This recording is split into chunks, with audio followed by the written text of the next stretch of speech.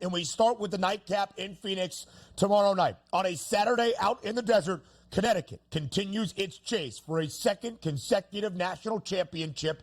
They lay 11.5 in a Final Four matchup against Alabama. Over under 161.5. JY, you know the story. Connecticut in the last two NCAA tournaments, a perfect 10-0 straight up and 10-0 against the spread, and now favored by 11 and a hook for a Final Four game. What can Alabama do to even keep this game close and potentially cover a number? They got to score.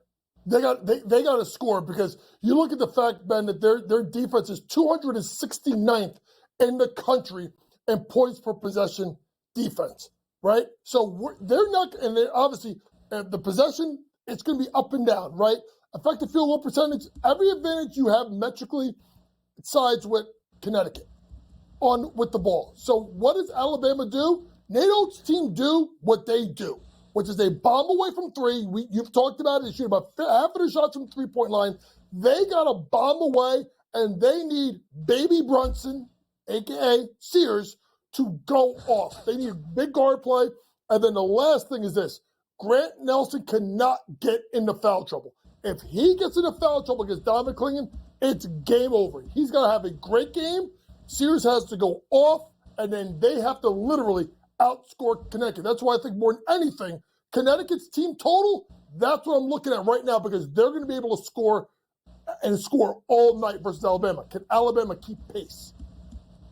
Coach, for myself, I'm looking from an Alabama perspective, and I think they're going to struggle in this game. Now, also, Alabama's a very good basketball program. The SEC was wonderful this year, but it just seems like sometimes when we talk about, Coach, styles that make fights, you would have loved to see Alabama go up against another team that loves to have tempo and goes, you know what? You want to shoot three-point shots? We'll give that to you. That's not what UConn does. They're very good on defense, top 5 in the country in efficiency, but also we know Alabama loves to shoot the three-point shot. Connecticut is great at chasing you off the three-point line and defending the three-point line. And the one thing we know about Alabama with point distribution, 350th in the country at scoring inside the three-point arc, when you know Donovan Clingan's going to be standing down and go like, yeah, good luck trying to get to the rack against us. Are we looking from Alabama from a perspective? I know, look, a Tiger can't change his stripes here this late in the season, but can Alabama do something different to try to score on that Connecticut defense?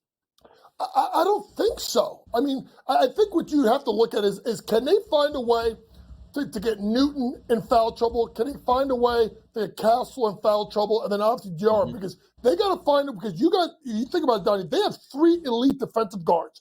And if you look at a team like Alabama, who shoots the ball, like you said, well from 3, three-point shooting percentage defense, 35th percentile, 35th, I should say, in the country is Connecticut, right? If you look at the metrics, they have the 11th best in points per possession defense. They slow the game down. Effective field goal percentage, 3rd in the country.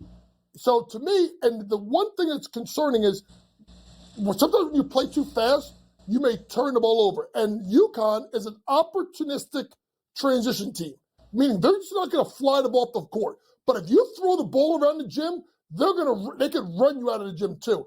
It's almost got to be a perfect storm to me for Alabama to win this game. They got to play out of their minds great, and they need UConn not play well at all. If it goes any other way like this, I don't think there's any chance. I think UConn is that good, and they pose too many threats offensively and defensively that Nate Oates' team will not be able to handle.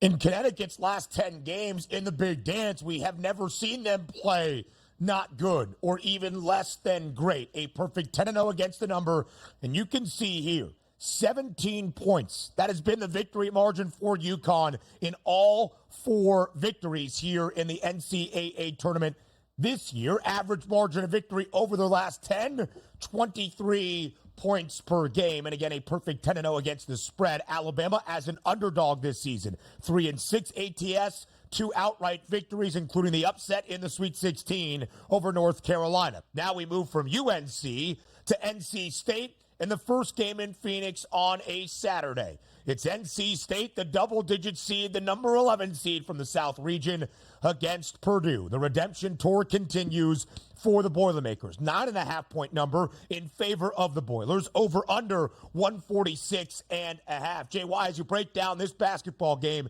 the opening game of 2 tomorrow night in Phoenix, what's the key matchup? Oh, you got to go right to the middle.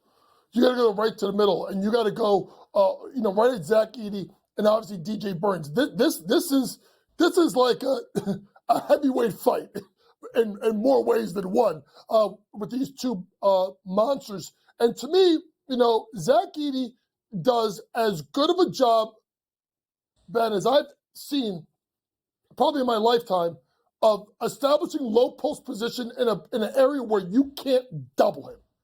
Can't. Because when he gets the ball that deep, it's over. He gets you in the hole. He goes over either shoulder. Now, when you look at someone like DJ Burns, he's obviously going to be able to maybe move him out a little bit. But this is also a DJ Burns who is foul prone, can get himself into foul trouble because he gets lazy. On the flip side, what do you do if you're NC State? Do you continue to run that pro-style offense where you give the ball to DJ Burns but 17 feet from the basket? Usually he backs people down and goes to work. I suspect if they play this way, Ben, he's going to reverse pivot, face him up. He's got a decent little set shot, and I think he's going to try and take Edey off the bounce. He can't back him down because Edey's too thick. Reverse pivot, attack, and then look at some of the kids. As we talk about DJ Horn and DJ Burns, we don't talk enough about this point guard. I think McConnell's his last name. Like, this kid is Michael O'Connell. Michael O'Connell. Like, this kid can pass the ball. He's sneaky good shooter. Maybe look at his three-point prop as well. I think this is going to be a great game. I think Purdue wins, but I think it stays within the number. I think this is going to be obviously the better of the two matchups.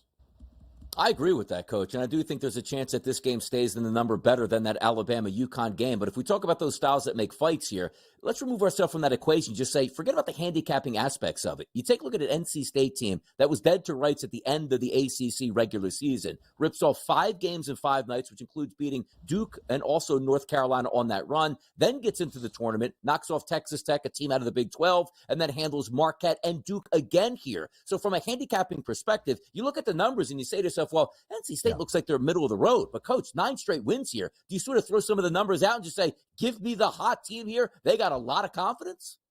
The reason why you do is because they gave you, after running through the ACC tournament, that they could just actually just go and lay an egg in the tournament, right?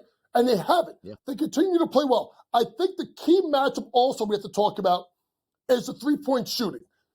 NC State has gotten, you could say lucky, with teams not shooting the ball well. Look at the 2 Duke games they won. Both times Duke shot, I think, 5 for 20 from 3.